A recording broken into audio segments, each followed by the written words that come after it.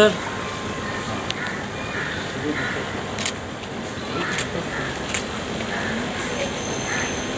फूल तो सबसे हमारे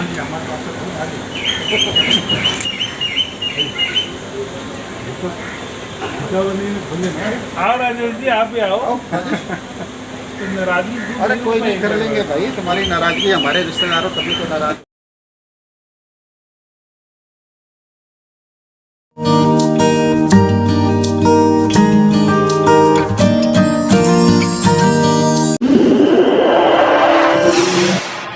इस न्यूज चैनल पर जो भी वक्ता ने कहा वो उसकी अपनी राय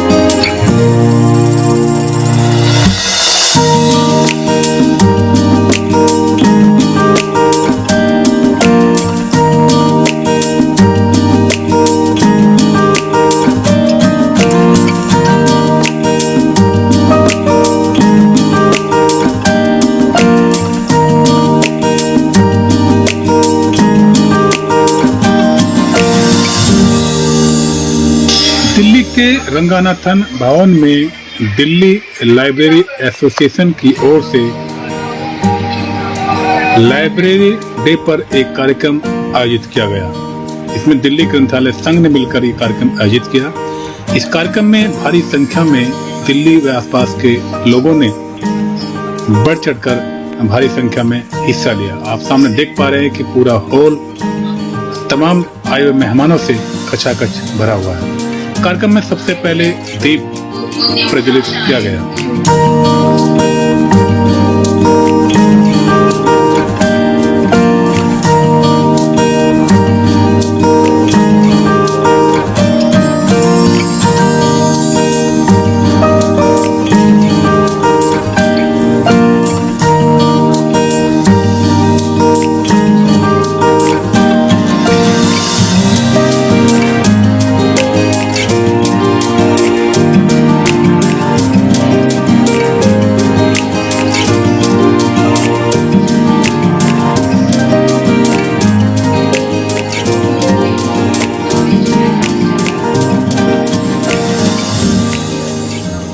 इसके उपरांत आए हुए तमाम विशिष्ट मेहमानों को मंच पर फटका पहनाकर व प्रतीक चिन्ह देकर सभी का मंच पर भव्य स्वागत किया गया।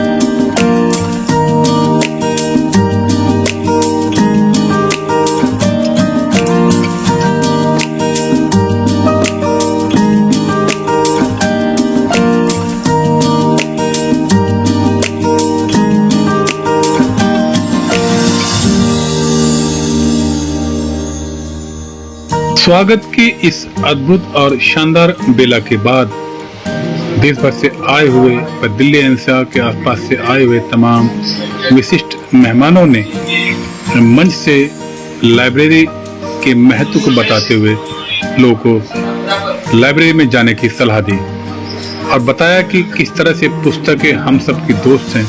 अगर हम लाइब्रेरी में जाएंगे तो हमारा ज्ञान बढ़ेगा, ज्ञान में वृद्धि होगी और जब स्टूडेंट लाइब्रेरी में बैठकर एक दूसरे से अलग अलग विषयों को लेकर के चर्चा करते हैं तो इससे भी स्टूडेंट के ज्ञान में वृद्धि होती है।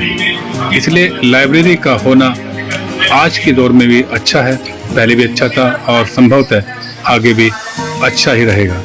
तो लाइब्रेरी का जीवन में बहुत महत्वपूर्ण है, इसलिए लोगों ने लाइब्रेरी की महत्व को समझाया, साथ ही साथ बहुत सारी बातें अन्य बताई। इसके बाद देश भर के जाने माने सामाजिक कार्यकर्ता और अच्छे व्यक्तित्व के मालिक, साथ ही साथ दिल्ली लाइब्रेरी एसोसिएशन के प्रेसिडेंट प्रोफेसर आज हम दिल्ली के बात कर रहे हैं रंगनाथ भवन से, और आप शख्सियत को देख रहे हैं। आप हैं प्रोफेसर केपी सिंह जी, और आज लाइब्रेरी का जो अध्यक्ष भी हैं, और आज जो लाइब्रेरी को लेके बहुत बड़ा प्रोग्राम किया गया। सर, आज के प्रोग्राम की क्या औपचारिकता थी और प्रोग्राम ये क्यों रखा गया? देखिए, सबसे पहले तो आपका दिल्ली विश्वविद्यालय, ये आपका दिल्ली लाइब्रेरी एसोसिएशन के प्रांगण में आपका बहुत बहुत स्वागत है। और ये औपचारिकता नहीं है जी, ये हमारा कर्तव्य है, हमारा संकल्प है। जैसे हमारे मोदी जी हमेशा कहते हैं कि विकसित भारत 2047, तो उसमें लाइब्रेरीज का बहुत बड़ा योगदान है। मैं हमेशा कहता हूं कि शिक्षा के क्षेत्र में लैब और लाइब्रेरी दो उड़ान होती हैं, जिससे कि आपका सिस्टम उड़ता है। तो आपका दिल्ली विश्वविद्यालय का जो बहुत एसोसिएशन इससे रहा है, हमारा दिल्ली ग्रंथालय संघ 1939 की बहुत पुरानी संस्था है, और ये जो संस्था है हमारे लाइब्रेरी के मूवमेंट को, हमारे आपके रिसर्च को, उसको कैसे प्रमोट करें, कैसे गरीब लोगों तक हम शिक्षा उनको पहुंचाएं, तो ये हमारा दिल्ली विश्वविद्यालय के साथ साथ इसका बहुत बड़ा टाई अप है। और उसके साथ साथ दिल्ली पुस्तकालय संघ में जो आज ये प्रोग्राम हुआ है, आप उसकी थीम देखेंगे, और आज का दिन है लाइब्रेरियन डे है, जो कि डॉक्टर एस.आर. रंगनाथन जिन्होंने की लाइब्रेरी साइंस की नींव रखी इस भारत में, जो उसके फाउंडर फादर कहलाते हैं, उनकी 133वीं जन्म शताब्दी के अवसर पर ये हमने प्रोग्राम रखा कि भगवत गीता के जो फिलॉसफी है उसकी लाइब्रेरी में क्या है। क्योंकि library simply not a container of the books, they are a container of the civilisation, they are the container of means की कंट्रीज एसेट। तो आज हमने ये प्रोग्राम किया है, और इससे हम ये मैसेज देना चाहते हैं कि लाइब्रेरी किसी भी संस्था, किसी भी विश्वविद्यालय का वो पवित्र स्थान है, और वही स्थान जहाँ से हमें शक्ति का संचय वो हमारे मंदिरों से होता है, वैसे ही हमें पुस्तकालयों से ज्ञान करके हम एक स्पिरिचुअल ज्ञान की भी प्राप्ति करते हैं और सांसारिक ज्ञान की भी प्राप्ति करते हैं, और साथ साथ हम जीवन को कैसे एक अच्छे इंसान बन सकें उसकी प्राप्ति करते हैं। केपी सिंह जी, आपने देखा होगा कि बहुत सारी लाइब्रेरी हैं जिनसे स्टूडेंट को, वह जो पढ़ने वालों को कुछ बेनिफिट मिलता है, लेकिन सर आपको ये भी मानना पड़ेगा कि दिन पर दिन लाइब्रेरियों का दम घुटता जा रहा है और लाइब्रेरियां बंद होती जा रही हैं। मैं थोड़ा सा देखिए कि आज बहुत चेंज आ गया है। आज जो एक चेंज आया है, उस चेंज के साथ साथ हमें भी अपने आप को एडॉप्ट करना पड़ेगा। आज टेक्नोलॉजी आ गई है। आज से 25 साल पहले बैंकों में क्यू लगती थी। बैंकों ने क्या टेक्नोलॉजी के माध्यम से कहते हैं आप हमारे पास मत आइए, आप हमारी सर्विस यूज करिए, आज पेटीएम से यूज करिए, आप हमारे मोबाइल फोन से यूज करिए, एटीएम से यूज करिए। तो ऐसे ही लाइब्रेरीज में जो टेक्नोलॉजी का ट्रांसफॉर्मेशन हुआ है कि हर कंटेंट 24/7 आप अपने मोबाइल से एक्सेस कर सकते हैं। हाँ, ये जरूर है कि आज जो लाइब्रेरीज हैं, जैसे पहले बैठ करके, लाइब्रेरी का मतलब नहीं कि हॉल बैठा है तो वही पढ़ रहे हैं, लेकिन आज हर कोई लाइब्रेरी जो डिजिटल हो गई है, ऑनलाइन हो गई है, उसको घर पे बैठ के भी पढ़ रहा है, वो भी लाइब्रेरी का यूज है। लेकिन हाँ, ये भी कट सत्य है कि लाइब्रेरी का डाउनफॉल हुआ है। उसके लिए हमें शिक्षाविदों को, हमारे नीति निर्माताओं को इस पर काम करने की जरूरत है। क्योंकि अगर आज देख समय होता था कि लाइब्रेरी की एक बार मतलब एक बहुत अच्छे फिलोसफर ने कहा था, the biggest the beautiful things in my ballot that I had a library card. लेकिन आज वो चेंज हो चुका है। ये संस्कार हमें अपने शिक्षा के माध्यम से, अपने परिवारों के माध्यम से हमें अपने बच्चों में डाल लेंगे, क्योंकि लाइब्रेरी में वो एक दूसरा मंदिर है जहां ज्ञान का भंडार होता है। इसके लिए हमें सामूहिक प्रयास करने की जरूरत है। तो क्या संदेश है आपको? संदेश बहुत, भारत नहीं, आपको विदेश में देखना है। देखिए, संदेश यही है कि जो पुस्तक हैं, जो पुस्तकालय हैं, वो आपके मंदिर के हैं, जो उसका में पूजा का स्थान है, उसमें जो आपकी हेरिटेज है, जो धरोहर है, जो नॉलेज है, वो आपके वहां तक सीमित ना रहे, वो हर लास्ट में खड़े हुए इंसान तक जाए। और आज टेक्नोलॉजी के माध्यम से हमारी लाइब्रेरी डिजिटल हो चुकी हैं, वर्चुअल लाइब्रेरी हो चुकी हैं, और वो कंटेंट वहां तक पहुंच रहा है। जैसे कुएं से कोई प्यासा ना जाए, उसी तरह से कोई भी इंसान लाइब्रेरी से बिगड़ ज्ञान के प्राप्त करना चाहे। ये मेरा संदेश है। उसके लिए हम सामूहिक प्रयास करें और लाइब्रेरी को एक हम पवित्र स्थान बनाएं और लाइब्रेरी को पढ़ करके, क्योंकि मैं कहता हूं कि मोबाइल में झुके हुए सिर कभी उठ नहीं सकते और किताबों में झुके हुए सिर कभी झुक नहीं सकते। तो ये किताबों की महिमा है। बहुत अच्छी बात जिस तरीके से केपी सिंह जी ने आज लाइब्रेरी के बारे में बताया। कहते हैं कि एक सेंटेंस है, उसको मैं नहीं दोहराना चाहूँगा कि कितना भी लोग या कितना भी कुछ करें कि वो लाइब्रेरी ख़त्म हो जाएंगे या लाइब्रेरी के अंदर किताब नहीं रहेंगे, अगर केपी सिंह जैसे प्रोफेसर अगर हैं तो किसी भी चीज़ की कमी नहीं होगी। वहाँ किताब भरपूर तरीके से मिलेंगी, सभी तरीके की किताबें मिलेंगी। और आप एक बार केपी सिंह सर से, जो प्रोफेसर केपी सिंह जी हैं, उनसे संपर्क करना बहुत जरूरी है। लाइब्रेरी डे पर हुए इस कार्यक्रम में यूं तो देश भर से रंगानाथ भवन में लोगों ने हिस्सा लिया और हॉल भी पूरी तरह से भरा हुआ था।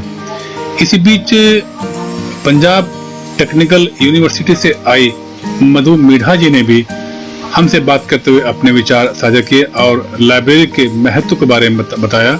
आइए जानते हैं मधु मीढ़ा जी ने क्या क्या कहा। हमारे साथ में है डॉक्टर मधु मीढ़ा जी, जो आज लाइब्रेरी का डे है और यहाँ पर बहुत तादाद के प्रोफेसर आए थे और अलग अलग यूनिवर्सिटी से आए थे। हमारे बीच में पंजाब से हैं और हमारे साथ बात करेंगे। मधु मीढ़ा जी, आज लाइब्रेरी डे है और आज इसको कई जगह पर बड़े अच्छे धूमधाम से मनाया गया है। और आज जो लाइब्रेरी की जो विश्वसनीयता है वो एक मोबाइल पे आके अटक गई है, डिजिटल हो गई है। तो इसको आप किस तरीके से देखती हैं? देखिए सर, पहले तो सबको बहुत बहुत शुभकामनाएं। आज हम दिल्ली विश्वविद्यालय के दिल्ली लाइब्रेरी एसोसिएशन में डॉक्टर एस.आर. रंगानाथन जी के 133वें जन्म शताब्दी के अवसर पर आज लाइब्रेरियंस डे मना रहे हैं और मुझे बहुत खुशी है कि हम बहुत सारे लाइब्रेरियंस यहाँ पर एकत्रित हुए और भगवद गीता पर भी व्याख्यान प्रकट किए अलग अलग वक्ताओं ने, जिसमें सन्यासी से लेके और वाइस चांसलर तक एक यूनिवर्सिटी के थे। उन्होंने अपने अपने वक्तव्य में बताया कि किस तरह जो है भगवान के जो उपदेश हैं भगवद गीता के, उनको लाइब्रेरी के साथ किस तरीके से, पुस्तकालयों के साथ उसको समन्वय करके उन्होंने उसका बताया। तो बड़ा अद्भुत संयोग है। हम लोग जन्माष्टमी भी बहुत नज़दीक आ रही है और जो ग्रंथ हैं हमारे, जो ज्ञान और विज्ञान का बहुत स्तोत्र है। और बड़े दुर्भाग्य की बात है कि आज की जो युवा पीढ़ी है वो एक मोबाइल तक सीमित रह गई है और वो पुस्तकालयों का जो महत्व है उसको नहीं समझ पा रही। मुझे लगता है इसमें बहुत ज़्यादा विशेष भूमिका उन जो युवा विद्यार्थी हैं, उनके माता पिता और उनके अध्यापकों की भी है, क्योंकि वो जब जो माता पिता और जो अध्यापक थे उनके समय में उन मोबाइल नहीं था।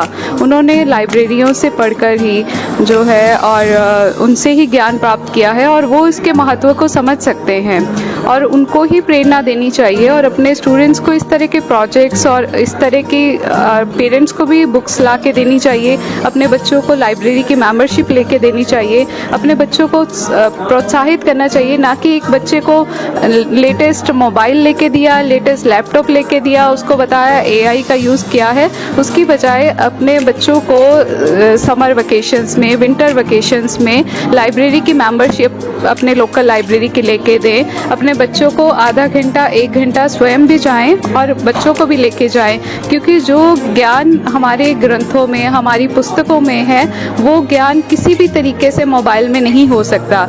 हम आज ये निर्धारित ही नहीं कर सकते कि जो मोबाइल पे जो आपको या गूगल से जो आप ले रहे हैं वो ऑथेंटिक है या अनऑथेंटिक है।